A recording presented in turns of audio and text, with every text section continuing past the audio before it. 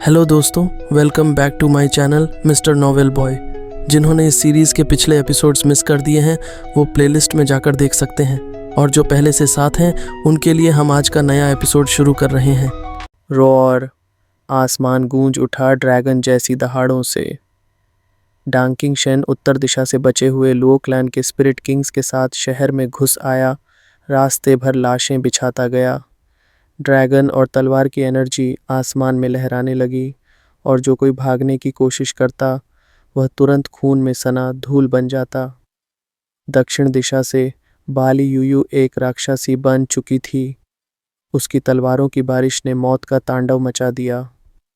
पूर्व दिशा में मुरोंगली शुद्ध नरक बन चुका था। उसकी आग से पूरी दिशा जल रही थी, रोकने का नाम नहीं। पश्चिम में ओयंग लिंगतियन एक बर्फ की दीवार बन गया था। जो कोई भागने की कोशिश करता वो बर्फ के अद्भुत क्रिस्टल स्कल्पचर्स में बदल जाता।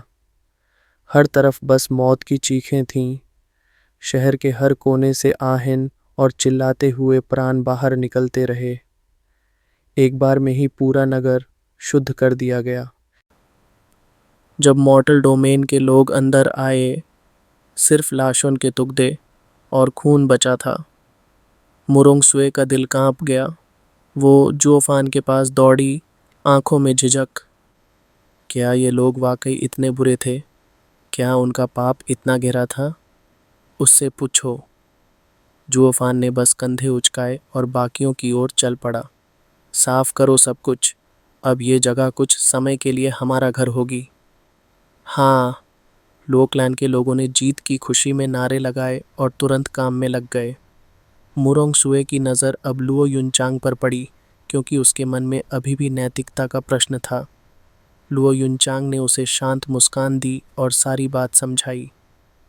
चुए ने एक गहरी सांस ली और जुओफान की ओर देखा, जो आदेश दे रहा था, मगर अब उसकी आंखों में अंधा संहार नहीं, नियोजित न्याय था। यह रक्षा सही था। वो सिर्फ उन्हीं लोगों का विनाश करता है जो इसके काबिल हैं। अब नगर में घर बांटे जाने लगे, शक्ति के अनुसार। मैनर में स्पिरिट किंग्स और लुओ क्लैन के नेता रहे। नाम पट्टिका भी बदल दी गई। लियाओ क्लैन का पतन, लुओ क्लैन का उद्गमन। जुओफान ने कुछ छुपे हुए टनल्स और एंशिएंट अरेज खोज निकाले। काफ़ी सुविधा मिल गई, नए बनाने की ज़रूरत नहीं पड़ी। और फिर वो एक बार फिर सेक्लूजन में चला गया, लेकिन इस बार कल्टीवेशन के लिए नहीं। दिंग! काली रोशनी की बरसात में डिमोनिक सोर्ड प्रकट हुई। जुओफान एक रिफाइनिंग अरे बना रहा था। तलवार खुद ही कांपती हुई आगे आई, उत्साह में झूमती हुई। जुओफान हंसा। ब्लड स्पिरिट, तू तो मेरा ब्लड इन्फेंट बनना था। सिर्फ वॉल्टिंग सोर्ड में इसलिए डाला था ताकि उसका नेचर बचा रहे। अब देखते हैं क्या मैं 5 डिवाइन सोर्ड्स को एक में जोड़ सकता हूँ।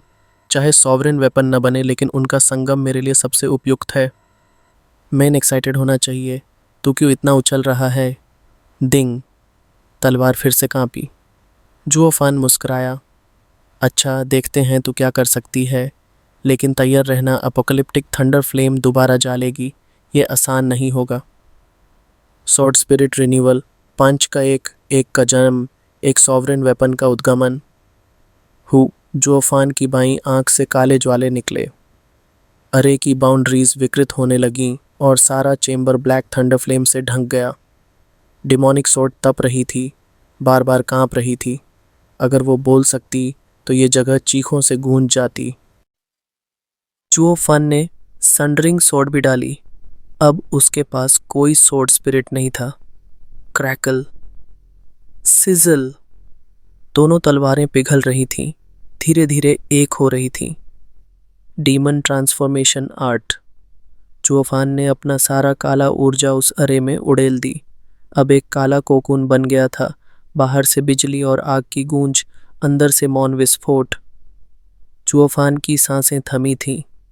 क्या ये वाकई सॉवरेन वेपन बनेगा, या फिर सिर्फ एक और एक्सपेरिमेंट? वो बार बार सोचता। 5 सीक्रेट सोर्ड्स का संगम, क्या ये सोर्ड सॉवरेन के बराबर हो सकता है? 3 दिन निकल गए। जुओफान की बेचैनी अब असहनीय हो गई थी।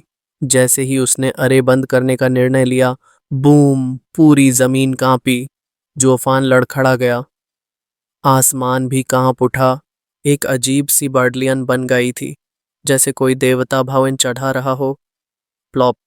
7 सेक्रेड माउंटेन्स में एक सफेद दाढ़ी वाला वृद्ध एक स्क्रिप्ट पढ़ रहा था। अचानक पर्वत कांपा। ये फिर से हो रहा है। पहले वाला ही हम समझ नहीं पाए थे, अब एक और आ गया। नहीं, ये अलग है। वृद्ध ने आकाश की ओर देखा।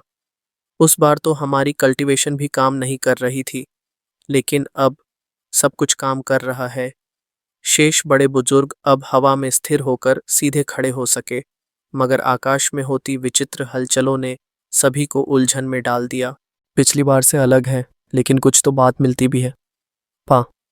एक छोटे से बांस के घर में शतरंज की गोटी गिरी।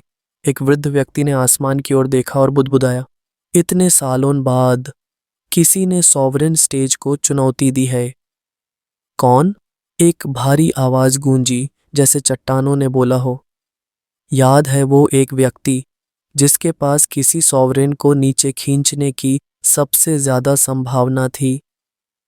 Patriarch blood demon? वही। उसके पास शक्ति थी, लेकिन अपना रास्ता नहीं। चाहे जितना भी बलवान हो, बिना अपने दाव के सॉवरेन का सामना नहीं हो सकता। लेकिन पा। एक और घोटी रखी गई। उसके ब्लड इन्फेंट के बारे में यह नहीं कहा जा सकता।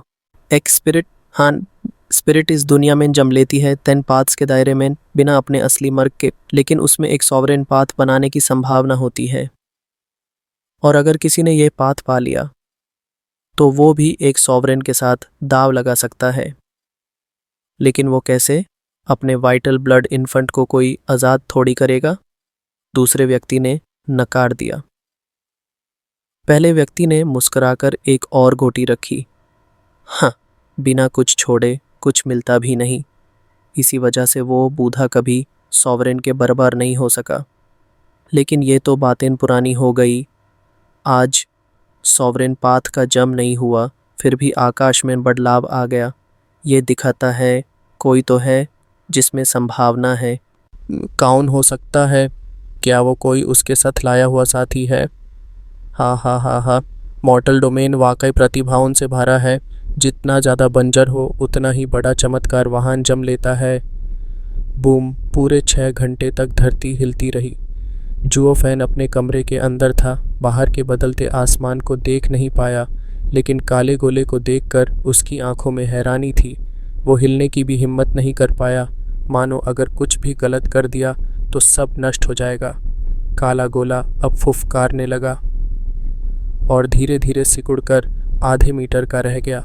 जैसे जैसे आकार साफ होने लगा, जुओफैन की धड़कन तेज हो गई और अंत में जब काला गोला पूरी तरह गायब हुआ, वहाँ एक 7 साल का सांवले रंग का बच्चा खड़ा था, काले वस्त्रों में लिपटा। जुओफैन। व्हाट? वो बच्चा उस गोले को एब्जॉर्ब कर रहा था। मास्टर। बच्चा तेजी से झुका और हाथ जोड़कर प्रणाम किया। जुओफैन की भौहें फड़क उठी।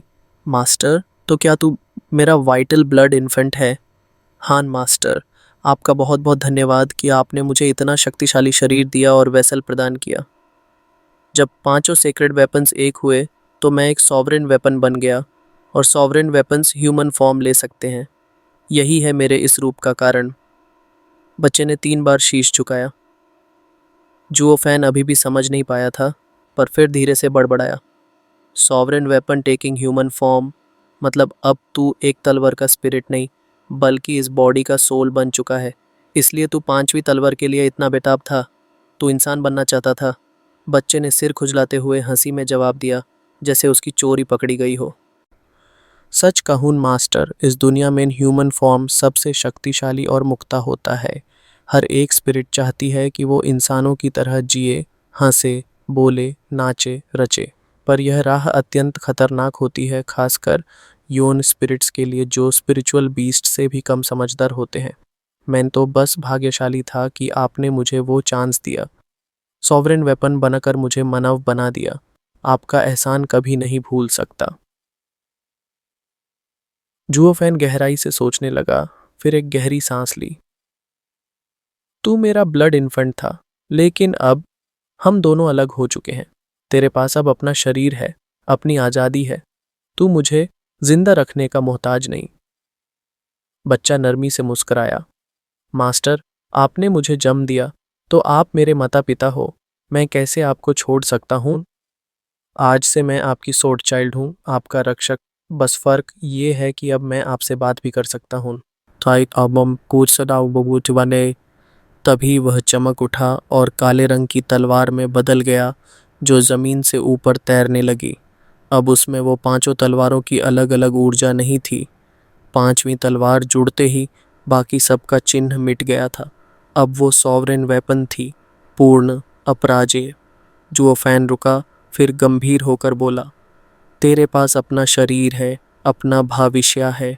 अगर तू चाहे तू इस दुनिया में अपना रास्ता चुन सकता है। मैं तुझे रोकूंगा नहीं।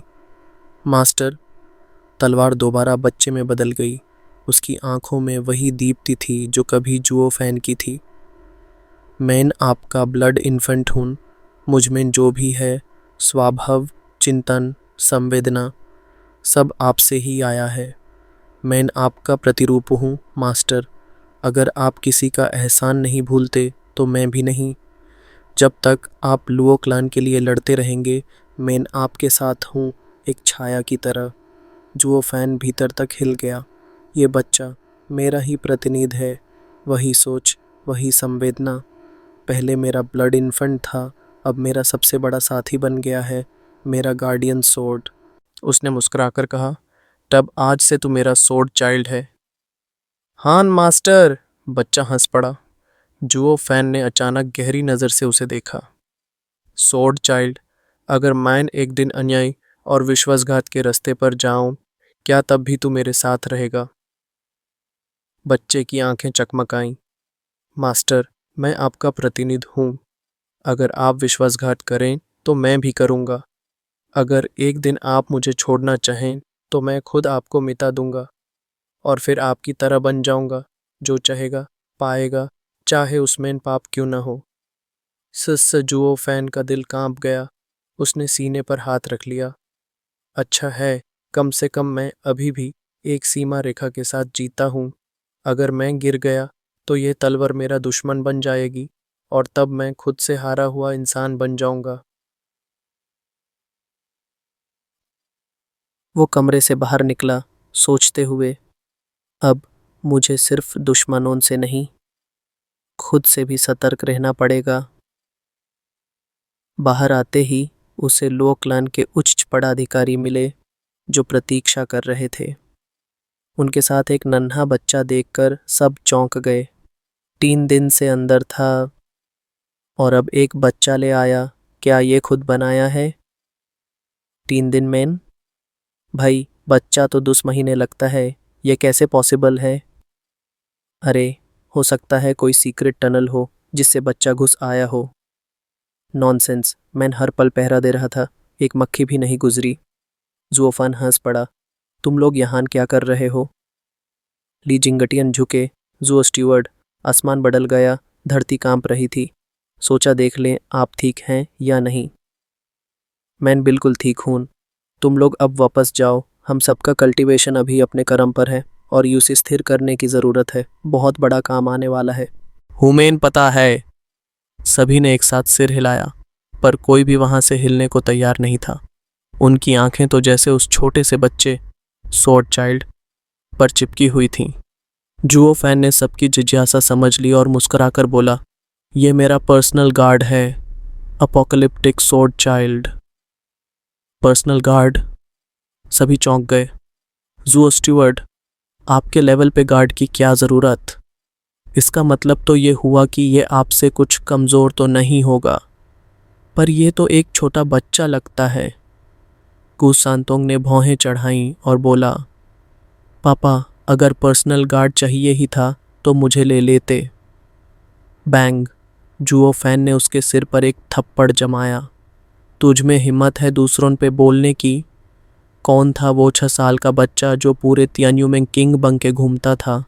गू सांतोंग ने छाती ठोकते हुए फूली छाती से बोला, मैं अलग हूँ, मैं एक खिलिन हूँ। पा, एक काली पतली हथेली ने उसके कंधे पर धीरे से हाथ रखा। यंग मास्टर सान, एक छोटी सी स्पर सब कुछ साफ कर देगी। हाँ हाँ हाँ। गुसंतोंग सिहर उठा। उसने देखा एक जोड़ी काली आंखें और एक शैतानी मुस्कान। वही नज़रिया, वही ऑरा, जैसे कोई ज़ुओफान का छोटा वर्जन सामने खड़ा हो। माँ, ये आदमी भी पापा की तरह दिख रहा है। कहीं ये उनका कोई गुप्त बेटा तो नहीं? गुसंतोंग एक झटके में 2 कदम पीछे हट गया। चेहरा डर से पीला पड़ गया। वह who are you? Your creepy like dad. Sword child मुस्कुराया, थोड़ा झुका और बोला, मैं आपका बड़ा भाई हूँ और मैं आपके पापा का तलवार रूपी प्रतिबिंब, इसलिए हम एक जैसे दिखते हैं। गू संतोंग ने आंखों में पानी लेकर सोचा, मुझे लगा मैं ही पापा का फेवरेट हूँ। अब तो तलवार भी जिंदा हो गई। ये दुनिया तो अनफेयर है। सभी एल्डर्स एकदम स्तब्ध थे। एक पर्सनल गार्ड जो 7 ईयर ओल्ड लगता है और उसकी प्रेजेंस ऐसे चिल्स देती है जैसे एक सॉवरेन खुद सामने हो। ली जिंगतियन ने हौले से कहा, स्टुअर्ट जुओ, इस चाइल्ड के अंदर कुछ अलग है। ऐसा लगता है जैसे वो बस एक तलवार नहीं, एक महामारी हो। जोफान मुस्कुराया, आंखों में चमक। वही तो, ये एपोकलिप्टिक सोर्ड चाइल्ड है। तलवार भी है, साथी भी, और वो शक्तिशाली हानिकारक दृष्टिकोण जिसे मैं कभी ओपनली एक्सप्रेस नहीं कर सकता था, उसका एक जिंदा रूप। लगाओ दाव, कोई वापस लेने का ऑप्शन नहीं। खून से लथपथ जॉय टाउन अब फिर से शोरगुल से गूंज उठा था, पर इस बार ये लड़ाई 100 मील दूर एक गहरे घाटी में होने वाली थी। क्यूयानहाई ने बाकायदा बैटिंग स्टॉल लगा रखा था और जोर से चिल्लाया, सभी अपने ही लोग हैं तो हिचकिचाओ मत, बैट लगाओ और माहौल को गर्म करो। हमारे यंग मास्टर सन पे ऑड्स है 1-3। और दूसरी तरफ स्टुअर्ट जो का secret guard apocalyptic sword child 1-5। अब सब बेट्स खुले हैं। लोग इकट्ठा हो गए थे। किसी ने पिल्स निकाली, किसी ने स्पिरिचुअल वेपन्स, कोई रेयर इंग्रेडिएंट्स ले आया, जैसे हर कोई जानता हो कि ये लड़ाई सिर्फ ईगो की नहीं, इज्जत की भी है। धदाम, एक भारी लाल शराब का मटका स्टॉल पर गिरा और पूरी टेबल चरमरा उठी। लोगों ने देखा, वाइन सोर्ड इमॉर्टल अपनी लाल नाक और घूरे हुए चेहरे के साथ सामने खड़ा था। क्यों यानहाई का चेहरा फड़क उठा। सीनियर, मेन कहा था कोई लिमिट नहीं, पर इसका मतलब ये नहीं कि आप अपनी दारू ले आयन। ये तो 2 स्पिरिट स्टोन्स भी नहीं है। वाइन सोर्ड इमॉर्टल ने ठाका लगाया। The stones? ये मुरोंग क्लैन की एज्ड वाइन है, स्पेशली उनके घर जाके लाया हूँ। यही तो असली बेट है, और मैंने तो सिर्फ सबको और एक्साइटेड देखकर ये नया ऑफर दिया है। क्यों यानहाई ने सिर हिलाया। ठीक है, सीनियरिटी के लिए इसे 2 सेक्रेड स्टोन्स मान लेते हैं, पर आपका दाव किस पे है? ये तो ऑब्वियस है, यंग मास्टर सन पे। वाइन सोर्ड इमॉर्टल ने गर्व से कहा, कुशांतों की ताकत सबको पता है। सेक्रेट डोमेन में तो सब स्पिरिट किंग बन गए हैं, पर सांजी का लेवल अलग ही है। वो सोर्ड चाइल्ड तो छोटा और कमज़ोर लगता है। लोगों ने सिर हिलाया। सेफ बेट लगाना ही समझदारी थी।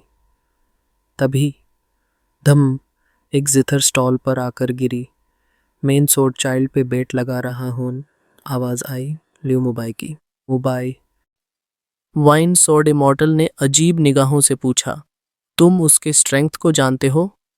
लियो मुबाई मुस्कुराया, बिल्कुल नहीं, पर अगर स्टुअर्ट जुओ ने उससे पर्सनल गार्ड बनाया है तो वही काफ़ी सबूत है।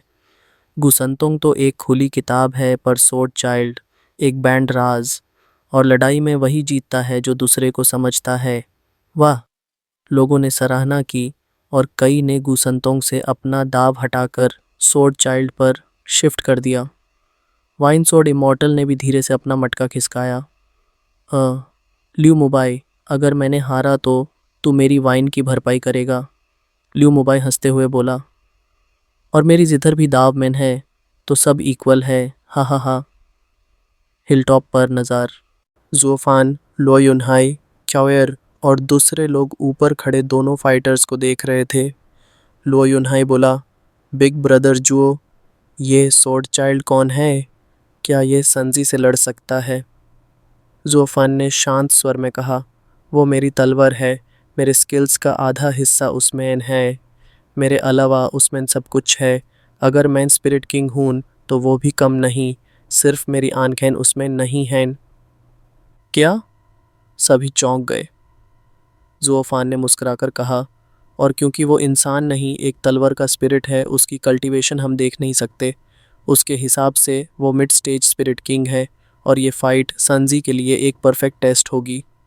चाओहेर चुपचाप गुसंतों को देखती रही। भैया संभल के, ये बच्चा पापा की तलवार है, इंसान नहीं। इस फाइट में जीत इतनी आसान नहीं होगी।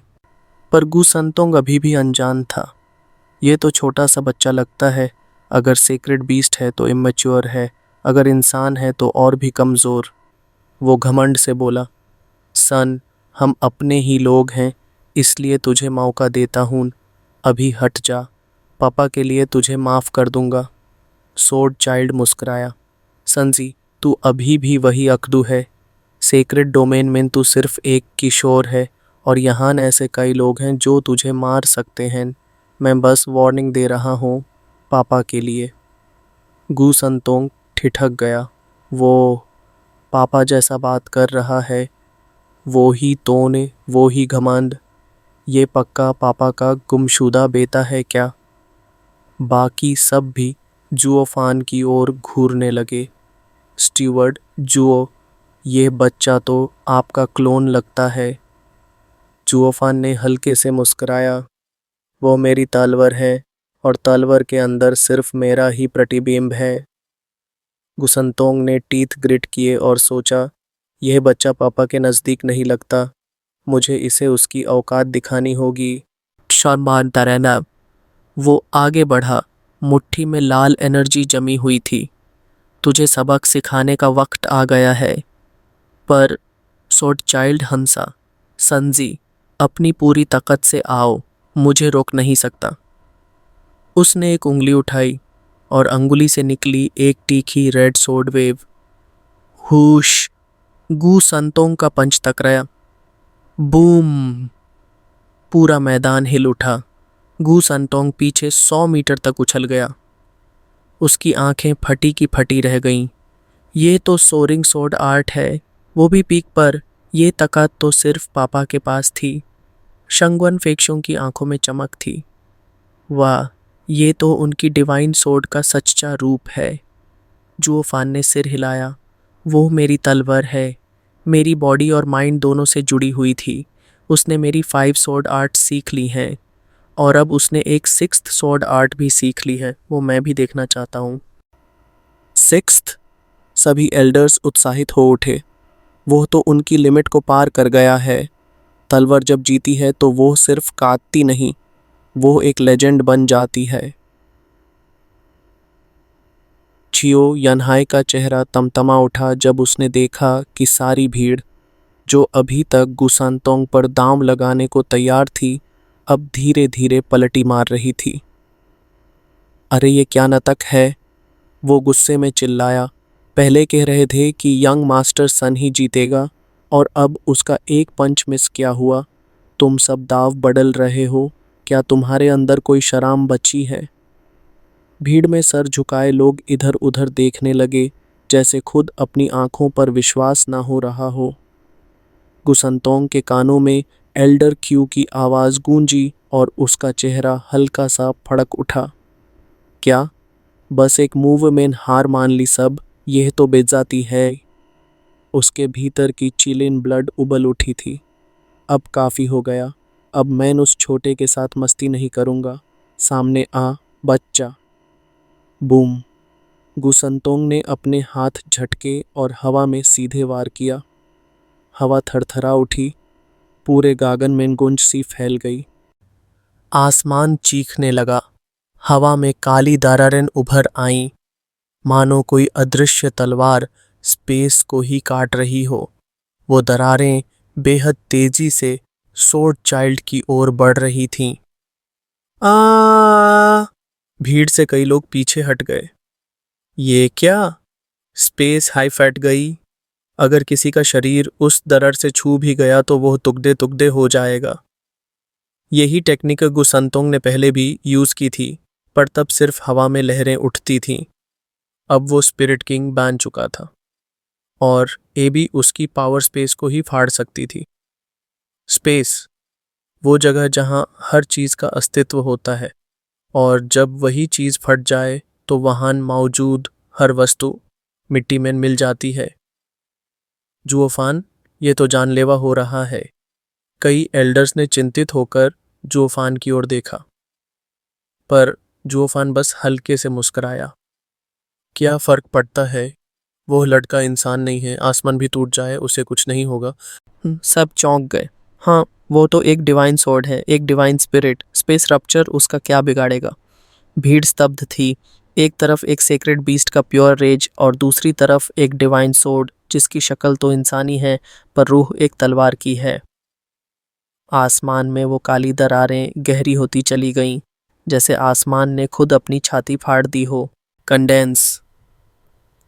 जैसे ही वो स्पेशल क्रैक एक काले नाग की तरह सोर्ड चाइल्ड की ओर लपकी, उसकी गहराई और काली छाया मानो हर चीज को निगलने को तैयार थी। पर सोर्ड चाइल्ड का चेहरा शांत था, नहीं, बेपरवाह। उसने एक ठंडी मुस्कान दी और उंगली घुमाई। साढ़ावा। उसकी आवाज के साथ ही एक ठंडी लहर उठी और वो डरावनी काली दरारें धीरे धीरे थमने लगीं, फिर अचानक जम गईं। उनके किनारों पर बर्फ की परत उभर आई। गुसानटोंग की आंखें फैल गईं। हेवन सीलिंग सोर्ड आर्ट, ये तो मेरे डैड की तलवार टेक्निक है। हान हान, सोर्ड चाइल्ड हंसा। मैं मास्टर की सोर्ड हूँ। जो उन्हें आता है वो मुझे आता है।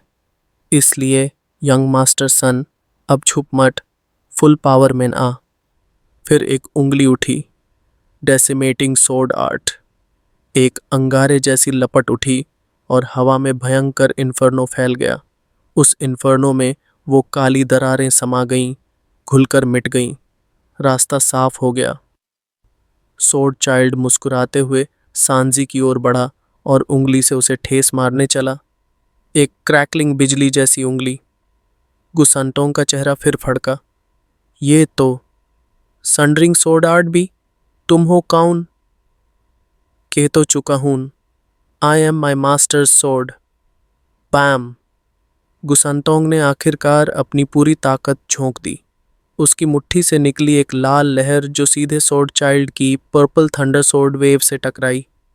40 पहाड़ धूल में मिल गए। गुसंतोंग कांप उठा। अपनी ही एनर्जी की वापसी से उसे पीछे हटना पड़ा। सोर्ड चाइल्ड की हंसी गूंजी। मैं इन तलवार हूं, शरीर नहीं। मुझे अंदर से हिलने का डर नहीं। सेक्रेड बीस्ट्स थरथराते हैं पर मैं नहीं। वॉल्टिंग सोर्ड, ड्रैगन सोर। एक दहाड़ नाग जैसी आवाज और फिर एक और सोर्ड वेव। गुसंतोंग ने खुद को मुश्किल से स्टेडी किया, पंच किया, मगर अधूरा। बैम। वो फिर पीछे धकेल दिया गया। तुम्हारे जैसे कल्टीवेटर को तो पहले अपने शैटर्ड ऑर्गन संभलने चाहिए, पर मैं तो एक सोर्ड हूं, मुझे कुछ संभलना नहीं पड़ता। 2 स्ट्राइक्स में तुम मर जाते बिना डिफेंड किए। इस फाइट का रिजल्ट तो तय है। भीड़ दंग। ये डिवाइन सोर्ड तो एक वॉकिंग अपोकलिप्स है। जुओफन मुस्कुराया। मैंने भी नहीं सोचा था संजी इतनी जल्दी पिछड़ जाएगा। सोर्ड चाइल्ड की बॉडी रिफाइन करके मैंने एक मॉन्स्टर बना दिया। उसके पास सब कुछ है सिवाय आंखों के। जुओफान की सोच भारी हो गई। लेंग वुचंग पास आकर बोला, स्टीवर्ट जुओ, उसकी अकड़ बिल्कुल आप जैसी है, लेकिन उसमें रिस्ट्रेंट की कमी है। आपके अंदर रूथलेसनेस थी, इसके अंदर फ्रीडम। जुओफान ने गहराई से देखा। हान, वो मेरी परछाई है, पर अलग रास्ते पर चलेगा। उसके लिए कोई छाया चाहिए, कोई वॉचडॉग। पर उधर संजी का संयम चूर चूर हो चुका था। उसकी आंखों में गुस्सा फूट पड़ा और एक लाल फ्लैश के साथ 300 मीटर ऊंचा किलिन हवा में उभर आया। के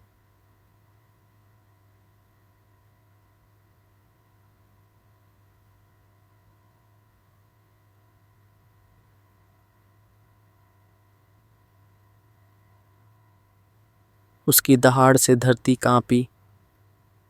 स्पिरिट किंग्स तक कांप गए। यंग मास्टर सन फाइनली जाग गया है। वाइन सॉर्ड इमॉर्टल हक्का बक्का रह गया। मैं तो अब इसका दाव लगाता हूँ। जुओ फान अब भी देख रहा था, पर स्वॉर्ड चाइल्ड, उसके चेहरे पर घृणा थी। तुम समझे नहीं, ये हेल्प थी। पर अब उसकी आंखें काली हो गईं। अब देख मेरी sixth sword art, apocalyptic sword. संजी की आंखें कांपीं। अपहीवल। उसने दोनों मुट्ठियां हवा में उठाईं। Souring कीलिन्स might. कीलिन का मुंह खुला और वो सीधे सोर्ड चाइल्ड की ओर लपका, जैसे पूरी दुनिया को भस्म कर देगा। सोर्ड चाइल्ड ने बस एक ठंडी हंसी दी। एक काली सोर्ड वेव उसके हाथ से निकल गई। Come on.